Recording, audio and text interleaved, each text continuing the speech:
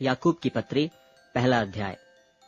परमेश्वर के और प्रभु यीशु मसीह के दास याकूब की ओर से उन 12 गोत्रों को जो तितर बितर होकर रहते हैं नमस्कार पहुँचे।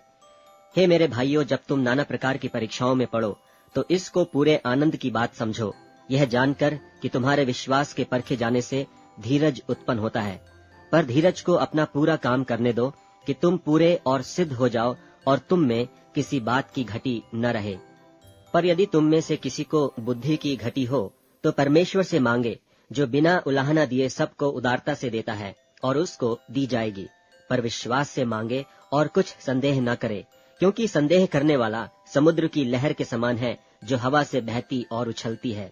ऐसा मनुष्य यह न समझे कि मुझे प्रभु से कुछ मिलेगा। वह व्यक्ति दुचित्ता है और अपनी सारी बातों में चंचल है। दीन भाई अपने ऊंचे पद पर घमंड करे और धनवान अपनी नीच दशा पर, क्योंकि वह घास के फूल की नाई जाता रहेगा। क्योंकि सूर्य उदय होते ही कड़ी धूप पड़ती है और घास को सुखा देती है और उसका फूल झड़ जाता है और उसकी शोभा जाती रहती है। उसी प्रकार धनवान भी अपने मार्ग पर चलते चलते धूल में मिल जाएगा। धन्य है वह मनुष्य जो परीक्षा में स्थिर रहता है, क्योंकि वह खरा निकलकर जीवन का वह मुकुट पाएगा जिसकी प्रतिज्ञा प्रभु ने अपने प्रेम करने वालों को दी है। जब किसी की परीक्षा हो तो वह यह न कहे कि मेरी परीक्षा परमेश्वर की ओर से होती है, क्योंकि न तो बुरी बातों से परमेश्वर की परीक्षा हो सकती है और न वह किसी की परीक्षा आप करता है। परंतु प्रत्येक व्यक्ति अपनी ही अभिलाषा से खींचकर और फंसकर परीक्षा में पड़ता है। फिर अभिलाषा गर्भवती होकर पाप को जनता है, और पाप जब बढ़ जाता है तो मृत्यु को उत्पन्न करता है। हे मेरे प्रिय भाइयों, धोखा न खाओ, क्योंकि हर एक अच्छा वरदान और हर एक उत्तम दान ऊपर ही से है और ज्योतियों के पिता की ओर से मिलता है, जिसमें न तो कोई परिवर्तन हो सकता है और न अदल बदल के कारण उस पर छाया पड़ती है। उसने अपनी ही इच्छा से हमें सत्य के वचन के द्वारा उत्पन्न किया, ताकि हम उसकी सृष्टि की हुई वस्तुओं में से एक प्रकार के प्रथम फल हों। हे मेरे प्रिय भाइयों, यह बात तुम जानते हो, इसलिए हर एक मनुष्य सुनने के लिए तत्पर और बोलने में धीरा और क्रोध में धीमा हो, क्योंकि मनुष्य का क्रोध परमेश्वर के धर्म का निर्वाह नहीं कर सकता। इसलिए सारी मलिनता और बैर भाव की बढ़ती को दूर करके उस वचन को नम्रता से ग्रहण कर लो, जो हृदय में बोया गया और जो तुम्हारे प्राणों का उद्धार कर सकता है। परंतु वचन पर चलने वाले बनो, और केवल सुनने वाले ही नहीं जो अपने आप को धोखा देते हैं। क्योंकि जो कोई वचन का सुनने वाला हो और उस पर चलने वाला न हो, तो वह उस मनुष्य के समान है जो अपना स्वाभाविक मुंह दर्पण में देखता है, इसलिए कि वह अपने आप को देखकर चला जाता और तुरंत भूल जाता है कि मैं कैसा था। पर जो व्यक्ति स्वतंत्रता की सिद्ध व्यवस्था पर ध्यान करता रहता है, वह अपने काम में इसलिए आशीष पाएगा कि सुनकर भूलता नहीं, पर वैसा ही काम करता है। यदि कोई अपने आप को भक्त समझे और अपनी जीभ पर लगाम न दे, पर अपने हृदय को धोखा दे, तो उसकी भक्ति व्यर्थ है। हमारे परमेश्वर और पिता के निकट शुद्ध और निर्मल भक्ति यह है कि अनाथों और विधवाओं के क्लेश में उनकी सुधि लें और अपने आप को संसार से निष्कलंक रखें। दूसरा अध्याय। हे मेरे भाइयों, हमारे महिमा युक्त प्रभु यीशु मसीह का विश्वास तुम में पक्षपात के साथ न हो। क्योंकि यदि एक पुरुष सोने के छल्ले और सुंदर वस्त्र पहने हुए तुम्हारी सभा में आए, और एक कंगाल भी मैले कुचैले कपड़े पहने हुए आए, और तुम उस सुंदर वस्त्र वाले का मुंह देखकर कहो कि तू वहाँ अच्छी जगह बैठ, और उस कंगाल से कहो कि तू यहाँ खड़ा रह या मेरे पांवों की पीढ़ी के पास बैठ, तो क्या तुमने आपस में भेदभाव न किया और कुविचार से न्याय करने वाले न ठहरे? हे मेरे प्रिय भाइयों, सुनो, क्या परमेश्वर ने इस जगत के कंगालों को नहीं चुना कि विश्वास में धनी और उस राज्य के अधिकारी हों जिसकी प्रतिज्ञा उसने उनसे की है जो उससे प्रेम रखते हैं? पर तुमने उस कंगाल का अपमान किया। क्या धनी लोग तुम पर अत्याचार नहीं करते? और क्या वे ही तुम्हें कचहरियों में घसीट घसीट कर नहीं ले जाते? क्या वे उस उत्तम नाम की निंदा नहीं करते जिसके तुम कहलाए जाते हो? तो भी यदि तुम पवित्र शास्त्र के इस वचन के अनुसार कि तू अपने पड़ोसी से अपने समान प्रेम रख, सचमुच उस राज्य व्यवस्था को पूरी करते हो, तो अच्छा ही करते हो। पर यदि तुम पक्षपात करते हो तो पाप करते हो, और व्यवस्था तुम्हें अपराधी ठहराती है। क्योंकि जो कोई सारी व्यवस्था का पालन करता है, परंतु एक ही बात में चूक जाए, तो वह सब बातों में दोषी ठहरा। इसलिए कि जिसने यह कहा कि तू व्यभिचार न करना उसी ने यह भी कहा कि तू हत्या न करना। इसलिए यदि तूने व्यभिचार तो नहीं किया पर हत्या की, तो भी तू व्यवस्था का उल्लंघन करने वाला ठहरा। तुम उन लोगों की नाई वचन बोलो और काम भी करो जिनका न्याय स्वतंत्रता की व्यवस्था के अनुसार होगा, क्योंकि जिसने दया नहीं की उसका न्याय बिना दया के होगा। दया न्याय पर जयवंत होती है। हे मेरे भाइयों, यदि कोई कहे कि मुझे विश्वास है पर वह कर्म न करता हो, तो उससे क्या लाभ? क्या ऐसा विश्वास कभी उसका उद्धार कर सकता है? यदि कोई भाई या बहन नंगे उघाड़े हों और उन्हें प्रतिदिन भोजन की घटी हो, और तुम में से कोई उनसे कहे कुशल से जाओ, तुम गर्म रहो और तृप्त रहो, पर जो वस्तुएं देह के लिए आवश्यक हैं वह उन्हें न दे, तो क्या लाभ? वैसे ही विश्वास भी यदि कर्म सहित न हो तो अपने स्वभाव में मरा हुआ है। वरन कोई कह सकता है कि तुझे विश्वास है और मैं कर्म करता हूँ, तू अपना विश्वास मुझे कर्म बिना तो दिखा, और मैं अपना विश्वास अपने कर्मों के द्वारा तुझे दिखाऊंगा। तुझे विश्वास है कि एक ही परमेश्वर है, तू अच्छा करता है। दुष्ट आत्मा भी विश्वास रखते और थरथराते हैं। पर हे निकम्मे मनुष्य, क्या तू यह भी नहीं जानता कि कर्म बिना विश्वास व्यर्थ है?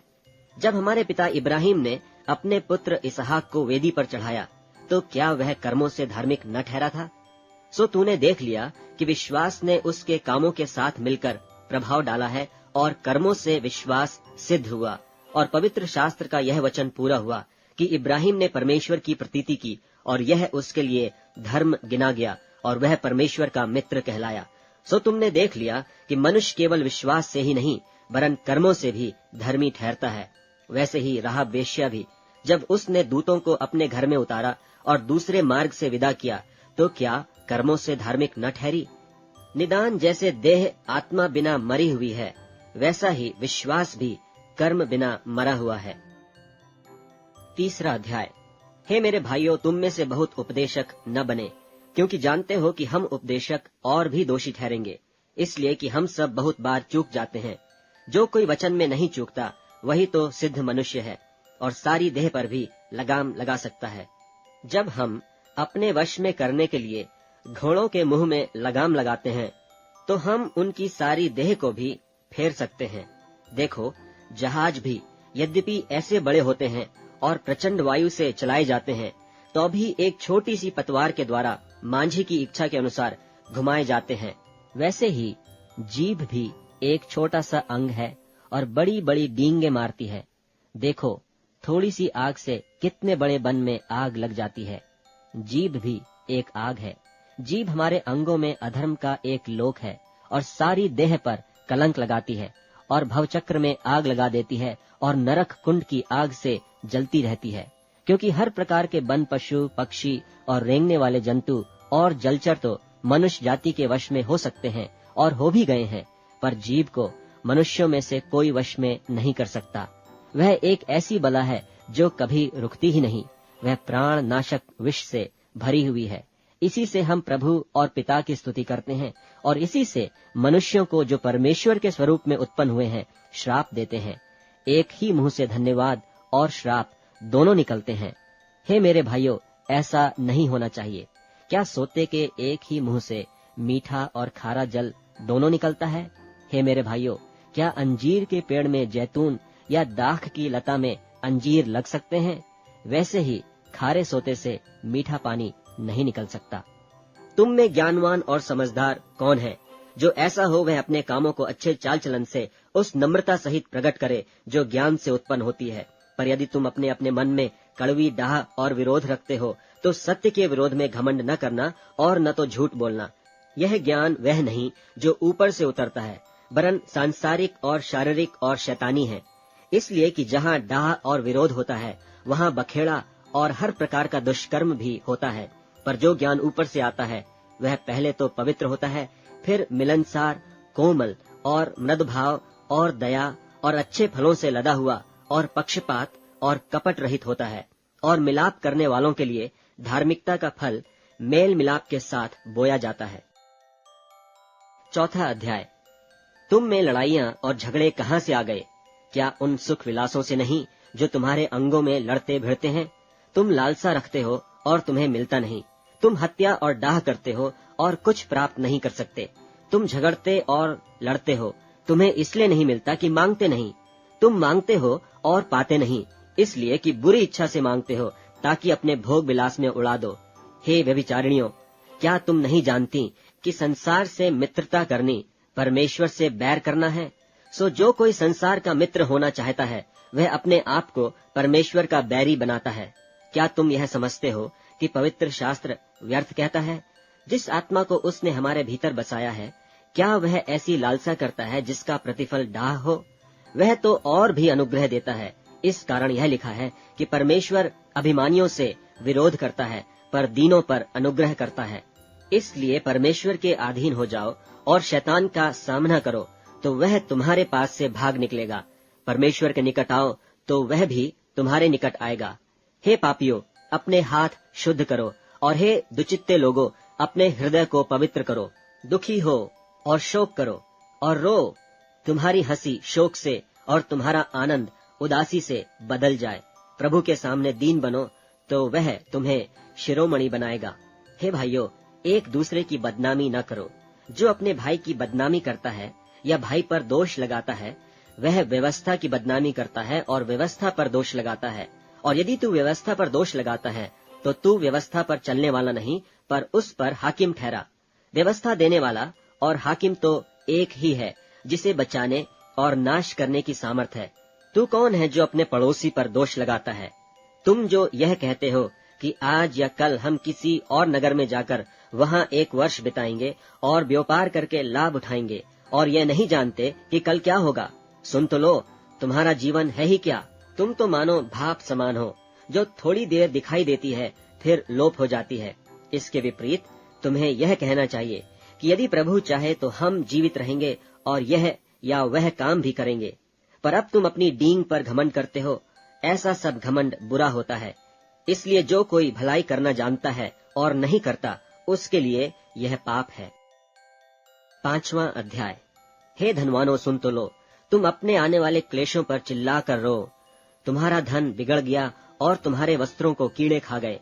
तुम्हारे सोने चांदी में काई लग गई है, और वह काई तुम पर गवाही देगी, और आग की नाई तुम्हारा मांस खा जाएगी। तुमने अंतिम युग में धन बटोरा है। देखो, जिन मजदूरों ने तुम्हारे खेत काटे, उनकी वह मजदूरी तो तुमने धोखा देकर रख ली है। चिल्ला रही है, और लमने वालों की दोहाई सेनाओं के प्रभु के कानों तक पहुंच गई है। तुम पृथ्वी पर भोग विलास में लगे रहे और बड़ा ही सुख भोगा। तुमने इस बध के दिन के लिए अपना हृदय का पालन पोषण करके मोटा ताजा किया। तुमने धर्मी को दोषी ठहराकर मार डाला, वह तुम्हारा सामना नहीं करता। सो हे भाइयों, प्रभु के आगमन तक धीरज धरो। देखो, गृहस्थ पृथ्वी के बहुमूल्य फल की आशा रखता हुआ प्रथम और अंतिम वर्षा होने तक धीरज धरता है। तुम भी धीरज धरो और अपने हृदय को दृढ़ करो, क्योंकि प्रभु का शुभागमन निकट है। हे भाइयों, एक दूसरे पर दोष न लगाओ, ताकि तुम दोषी न ठहरो। देखो, हाकिम द्वार पर खड़ा है। हे भाइयों, जिन भविष्यवक्ताओं ने प्रभु के नाम से बातें की, उन्हें दुख उठाने और धीरज धरने का एक आदर्श समझो। देखो, हम धीरज धरने वालों को धन्य कहते हैं।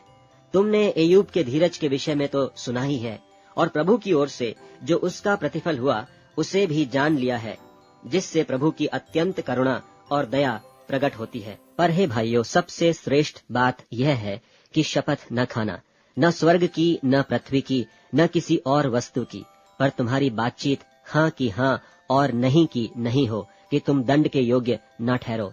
यदि तुम में कोई दुखी हो, तो वह प्रार्थना करे। यदि आनंदित हो, तो वह स्तुति के भजन गाए। यदि तुम में कोई रोगी हो, तो कलीसिया के प्राचीनों को बुलाए, और वे प्रभु के नाम से उस पर तेल मलकर उसके लिए प्रार्थना करें। और विश्वास की प्रार्थना के द्वारा रोगी बच जाएगा, और प्रभु उसको उठाकर खड़ा करेगा। और यदि उसने पाप भी किए हों, तो उनकी भी क्षमा हो जाएगी। इसलिए तुम आपस में एक दूसरे के सामने अपने अपने पापों को मान लो, और एक दूसरे के लिए प्रार्थना करो, जिससे चंगे हो जाओ। धर्मी जन की प्रार्थना के प्रभाव से बहुत कुछ हो सकता है। एलिय्याह भी तो हमारे समान दुख सुख भोगी मनुष्य था, और उसने गिड़गिड़ाकर प्रार्थना की कि मेह न बरसे, और 3.5 वर्ष तक भूमि पर मेह नहीं बरसा। फिर उसने प्रार्थना की तो आकाश से वर्षा हुई और भूमि फलवंत हुई। हे मेरे भाइयों, यदि तुम में कोई सत्य के मार्ग से भटक जाए और कोई उसको फेर लाए, तो वह यह जान ले कि जो कोई किसी भटके हुए पापी को फेर लाएगा